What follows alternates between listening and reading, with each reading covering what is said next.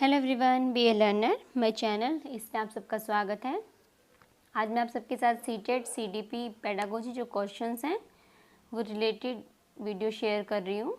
इससे पहले भी मैंने इससे रिलेटेड कुछ वीडियो शेयर की हुई हैं। आई होप आपको वो सब पसंद आएंगी। तो चैनल को सब्सक्राइब करना बिल्कुल भी ना भूलें। तो आइए शुरू करते हैं। फर्स्ट क्वेश्चन है, आप अपनी कक्षा में अपने शिक्षण का जो दौरान है कड़ी मेहनत करते हैं, फिर भी आपकी कक्षा में प्रत्येक शिक्षक जो विभिन्नता है वो दिखाई देती है। इसका क्या कारण हो सकता है? शैक्षिक विभिन्नता दिखाई देती है, इसका क्या कारण हो सकता है?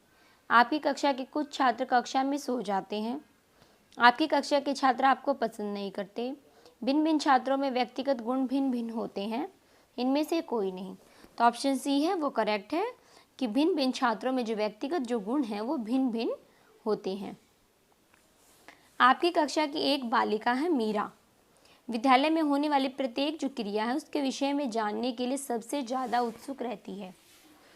आप उसकी इस प्रक्रिया पर क्या प्रतिक्रिया देंगे?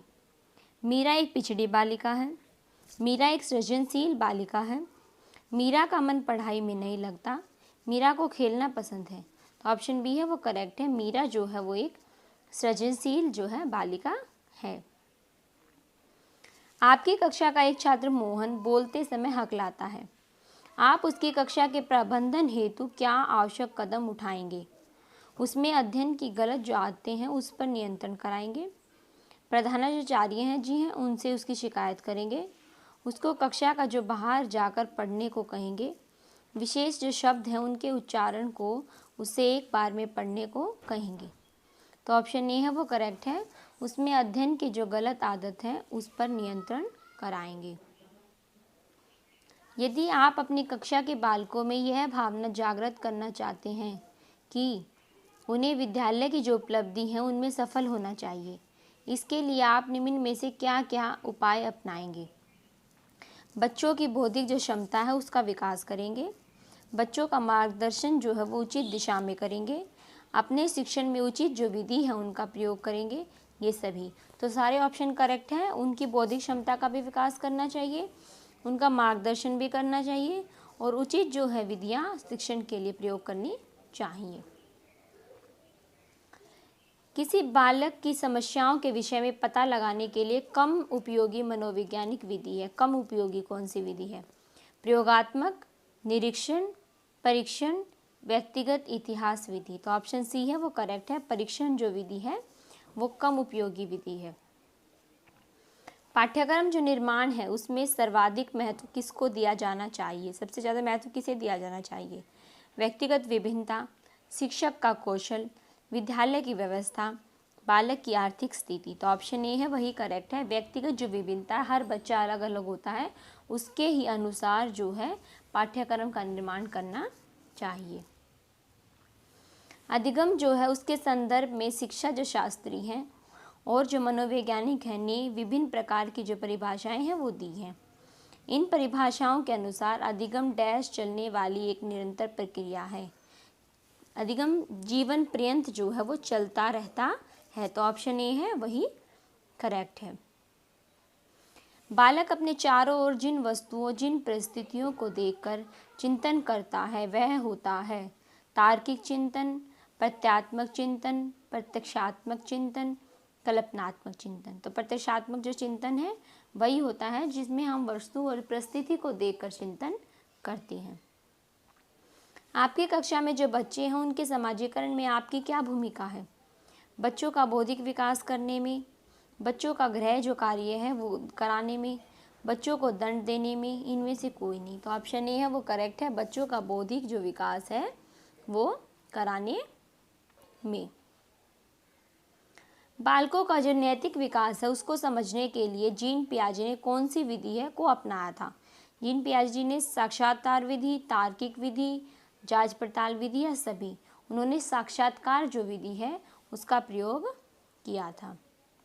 मैं कौन हूँ, मैं क्या हूँ, मैं कुछ भी हूँ, मैं भी कुछ हूँ जैसी प्रबल जो भावनाएं हैं विकास की किस अवस्था की ओर इंगित करती हैं? कौन सी अवस्था है जिसमें कहता है बच्चा मैं कौन हूँ, क्या हूँ? किशोरावस्था। किशोरावस्था जो है वह ऐसी प्रबल जो भावनाएं हैं उनका इस अवस्था में उनका विकास होता है। बच्चे की आरंभिक जो शिक्षा है उसके अंतर्गत उसे सर्वप्रथम किस विषय की शिक्षा प्रदान की जानी चाहिए? सबसे पहले प्रारंभिक शिक्षा क्या है? भाषा। आरंभिक शिक्षा के अंतर्गत सबसे पहले उसे भाषा सिखाई जानी चाहिए। अच्छे शिक्षक जो है उसका उद्देश्य निम्नलिखित में से क्या होना चाहिए?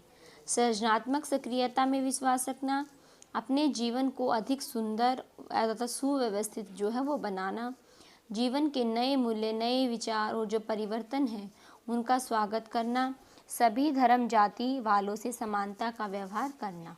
तो ऑप्शन सी है वो करेक्ट है। जीवन के नए जो मूल्य हैं, नए जो विचार हैं और जो नए परिवर्तन हमारे जीवन में हो रहे हैं उनका स्वागत करना एक अच्छे शिक्षक का उद्देश्य है। बाल केंद्रित शिक्षा में पाठ्यक्रम का स्वरूप नहीं होना चाहिए। कैसा नहीं होना चाहिए? लचीला होना चाहिए, आर्थिक आवश्यकताओं के अनुसार, पूर्व ज्ञान पर आधारित, वातावरण के अनुकूल। तो ऑप्शन बी है वही करेक्ट नहीं है। आर्थिक आवश्यकताओं के अनुसार, आर्थिक चीज़ें शामिल नहीं होनी चाहिए। कोलबर्ग के अनुसार नैतिक विकास का प्रथम चरण है। पहला चरण कौन सा है? दंड और आज्ञा पालन की अभिमुखता, परस्पर एक रूप अभिमुखता, अधिकार संरक्षण अभिमुखता, सार्वभौमिक नैतिक सिद्धांत की अभिमुखता। तो ऑप्शन ए है वो करेक्ट है। आज्ञा और जो दंड है उसको पालन करने की अभिमुखता। आपकी कक्षा जो है उसमें एक शिक्षार्थी 10 को नेट तथा 100 को वॉज पढ़ता है, वह ग्रस्त है। डिसकैल्कुलिया जो है वो मैथ से है, डिसअफेजिया कम्युनिकेशन स्किल से है, डिसलेक्सिया जो है वो पढ़ने से रिलेटेड है। तो ऑप्शन सी है वो करेक्ट है। डिसलेक्सिया में वह चीज़ों को गलत पढ़ता है, 100 को वॉज पढ़ता है, 10 को नेट पढ़ता है। आपकी कक्षा में जो कुछ छात्र हैं उनकी दृष्टि कमज़ोर है परंतु वे पढ़ने में भी कमज़ोर हैं। वे आपसे निवेदन करते हैं कि श्यामपट्ट पर वो देख नहीं पाते, उन्हें आगे बैठने की अनुमति दें। आप ऐसी स्थिति में क्या करेंगे? उन्हें डांट देंगे कि पढ़ने में तो मन नहीं लगता और आगे बैठना चाहते हो? उन्हें चश्मा प्रयोग करने की सलाह देंगे? उनकी इच्छा अनुसार उन्हें आगे बैठने देंगे जिससे वे श्यामपट्ट पर लिखा देख सकें? उनके लिए कक्षा कक्ष की जो व्यवस्था है, अलग से कक्षा कक्ष की व्यवस्था का सुझाव देंगे। तो ऑप्शन सी है वो करेक्ट है। उनकी इच्छा के अनुसार उन्हें बैठने की अनुमति देना। शिक्षा की पाठ्यचर्या बदलती रहनी चाहिए क्योंकि समाज शिक्षा को इसके लिए विवश करता है। समाज की जो आवश्यकताएं हैं वो बदलती रहती हैं, इससे समाज में परिवर्तन आता है। पाठ्यचर्या सामाजिक जो निर्देश है उसका पालन करती है। तो ऑप्शन बी है वो करेक्ट है। समाज की जो आवश्यकताएं हैं वो टाइम टू टाइम चेंज होती रहती हैं, तो पाठ्यचर्या भी समाज के हिसाब से चेंज करनी चाहिए, ज़रूरत के हिसाब से उनमें परिवर्तन आना चाहिए। निम्नलिखित में से कौन बुद्धि की परिभाषा नहीं है? बुद्धि कार्य करने की एक विधि है। बुद्धि जो है वो ज्ञान अर्जन करने की क्षमता है। जीवन की अपेक्षाकृत नवीन जो परिस्थिति है उनसे अपना सामंजस्य करने की व्यक्ति की योग्यता जो है बुद्धि है। ऑप्शन डी है। राजनीतिक, आर्थिक, सामाजिक जो शक्ति है वो प्राप्त करने के लिए प्रयुक्त उक्त बुद्धि है। तो ऑप्शन डी है वही करेक्ट नहीं है। राजनीतिक, आर्थिक, सामाजिक चीज़ें बुद्धि के अंदर शामिल नहीं की जाती। अधिगम के संदर्भ में शिक्षा शास्त्री और जो मनोवैज्ञानिक हैं ने विभिन्न प्रकार की परिभाषाएं दी हैं। इन परिभाषाओं के अनुसार जो अधिगम है वो जीवन पर्यंत चलने वाली प्रक्रिया। सीखना से क्या अभिप्राय है? सीखना क्या है? मनोवृत्ति में परिवर्तन से, व्यवहार में परिवर्तन से, व्यवहार में अपेक्षाकृत स्थायी परिवर्तन, अनुभूति में परिवर्तन। तो ऑप्शन सी है वो करेक्ट है। व्यवहार में अपेक्षाकृत जो स्थायी जो परिवर्तन है वही सीखना होता है। शिक्षार्थी को स्कूल केवल शिक्षा ही नहीं बल्कि सामाजिक जो मूल्य है, सामाजिक संज्ञान और उसको सामाजिक बनाने के विषय में विचार है जो जानकारी देकर डैश उनका बीज बोता है। वातावरण, सामाजिकरण, भौतिक संरचना, अभिप्रेरणा। तो ऑप्शन बी है वो करेक्ट है, सामाजिकरण। सीखने वाले का स्वयं नियमन निर्भर करता है, किस पर निर्भर करता है? उसके द्वारा निर्मित जो नियम है उन पर, व्यवहार के लिए वे नियमों का निर्माण करने पर, अपने व्यवहार का नियंत्रण करने पर, स्वयं सीखे गया जो ज्ञान है उसका अनुवेक्षण करने पर। ऑप्शन डी स्वयं सीखा गया जो उसका ज्ञान उसका अनुवेशन करने पर। सीखने के अंतर्गत स्कैफोल्डिंग दर्शाता है, क्या दर्शाता है? अध्यापक द्वारा सीखने में प्रयोग की गई शिक्षण जो विधि है उनको, सीखने में वयस्कों द्वारा किए गए अस्थायी जो सहयोग है उसको, पूर्व में सीखे गए ज्ञान की पुनरावृत्ति को, सीखने की प्रक्रिया में सहायक जो सामग्री है उसकी मात्रा को। तो ऑप्शन बी है वो करेक्ट है। सीखने में वयस्कों द्वारा अस्थायी जो सहयोग दिया जाता है उसे स्कैफोल्डिंग कहते हैं। समावेशी शिक्षा की विशेषता क्या नहीं है? शिक्षक द्वारा मित्रता और आत्मीयता का व्यवहार, ज्ञान क्षमता वाले स्मरक शिक्षार्थी, अलग अलग विषयों हेतु अलग अलग सहायक जो सामग्री का प्रयोग, वास्तविक और सतत आकलन की व्यवस्था। तो ऑप्शन बी है वो करेक्ट है, ज्ञान क्षमता वाले समग्र शिक्षार्थी। किसी प्रेक्षण की वह वैधता जिसके माध्यम से शिक्षार्थी में सैद्धांतिक जो गुण है उनको मापा जाता है। सैद्धांतिक गुण किसके द्वारा मापे जाते हैं? अभिसारी वैधता, अभिसारी जो वैधता है उसके द्वारा सिद्धांती जो गुण है उनको मापा जाता है। जीन पियाजे द्वारा अपनी जो उनकी संज्ञानात्मक जो सिद्धांत दिया गया था उनके द्वारा, उनकी किस अवस्था में बालक जो है वस्तुओं को पहचानने का प्रयास करने लग जाता है? ऑप्शन ए संवेदी प्रेरक अवस्था, ऑप्शन ए ही करेक्ट है।